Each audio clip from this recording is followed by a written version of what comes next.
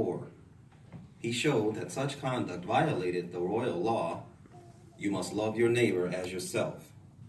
Then he added, "If you continue showing favoritism, you are committing sin." In contrast, love will move us to avoid any discrimination based on education, race, or social status. Indeed, impartiality needs to be more than a veneer. It must be a genuine part of our personality. So what connection is there between love and impartiality?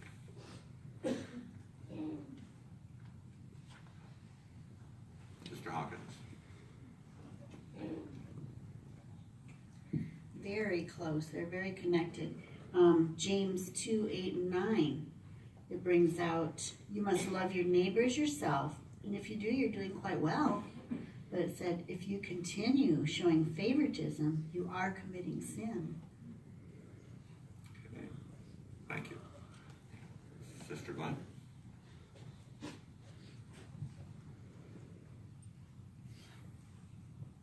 And when you think about it, love is the foundation of a lot of the qualities we show as witnesses. If you don't have love, you can't be impartial to someone, because that means you can't look past their race or their culture, their background. That's all you can see that's right in front of you, and that prevents you from, being kind to your brothers and sisters who are different from you. So if we have love, we can accomplish anything and continue to be respectful and partial to them, just like Jehovah is to us. Okay, that was good reasoning. Thank you. We can read paragraph 19.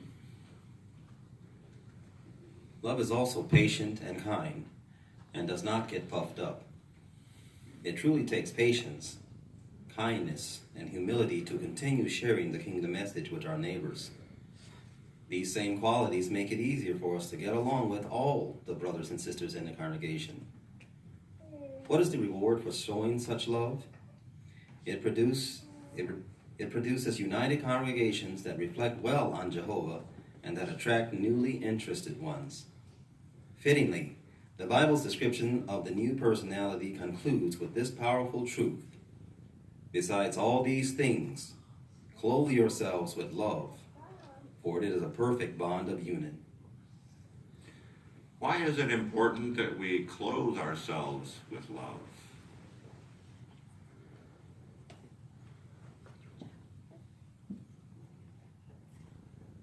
Okay, Sister Duty's mother.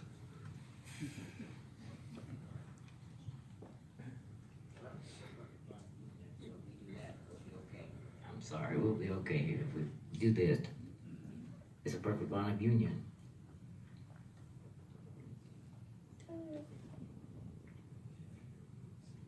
Okay, thank you. And Sister Hawking?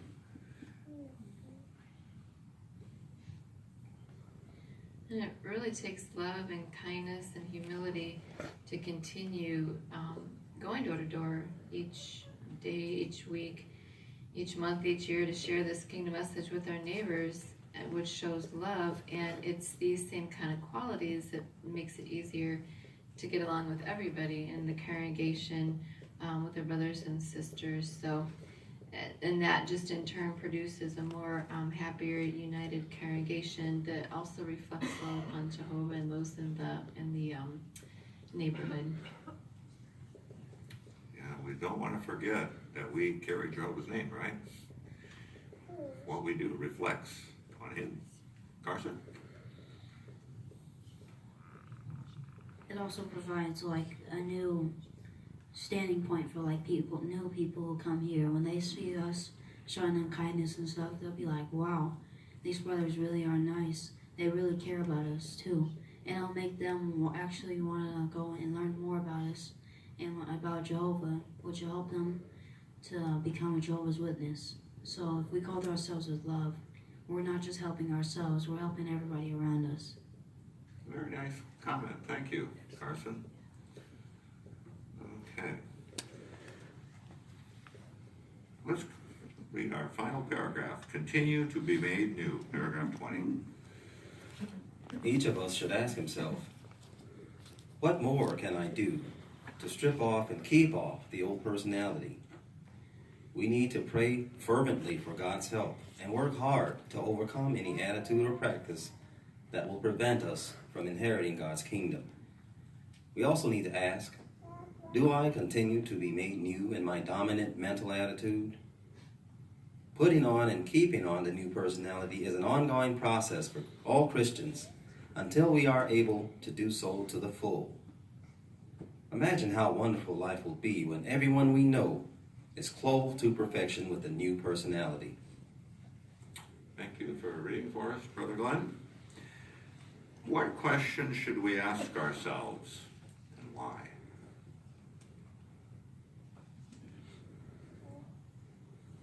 Jessica?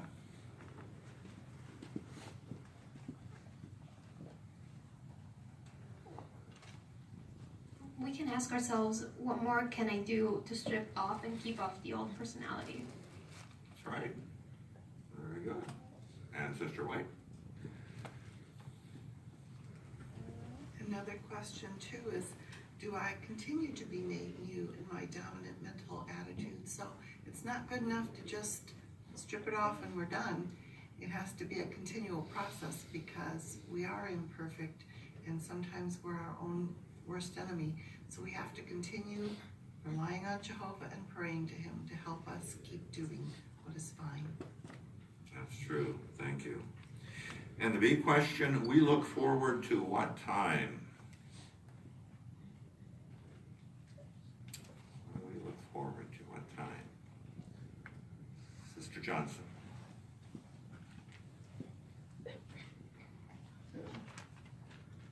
The time when we've all mastered this, and there will be perfect peace and unity. That's right. We're not there yet, but one day we will be. All right, well, what a fine lesson.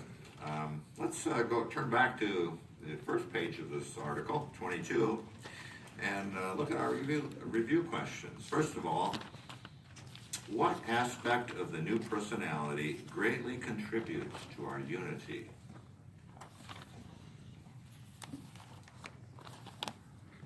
Sister James.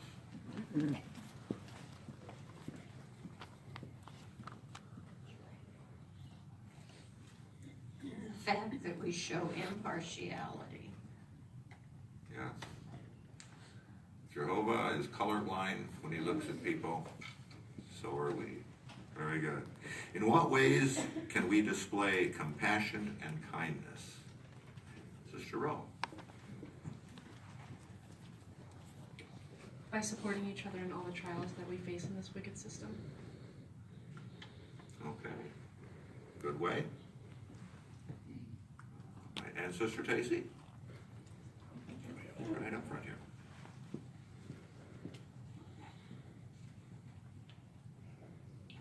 By putting ourselves in the other person's shoes, we might consider how they really feel. They might look good on the outside and smile and act happy, but you never know what's going on the inside of these people. That's a good point, yes. And if we have compassion, we'll do that. We'll try to do that. Sister Lofton, the very back.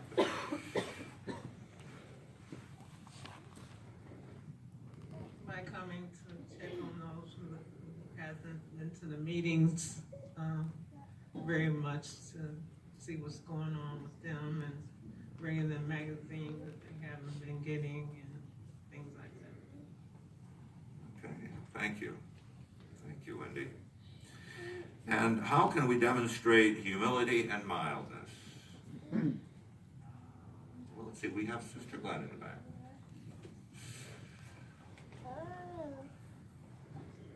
The most loving way is to demonstrate it through the way Jesus Christ did it with his disciples. He humbled himself all the way to washing their feet. I think we can show our love and love by at least extending our love, our hand and a hug, or just more respect for one another and caring. Even if we don't understand one another, we can show love and compassion. That's true. Yes. Okay. And Carson, one more thought here.